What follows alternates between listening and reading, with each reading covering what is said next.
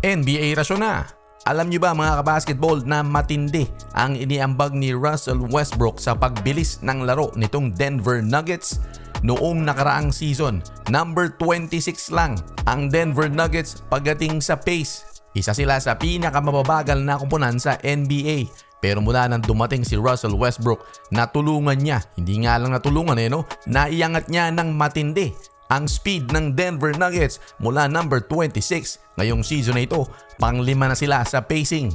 Kapag nasa loob si Russell Westbrook, umaangat ang pace ng Denver Nuggets from 99.12 to 102.8.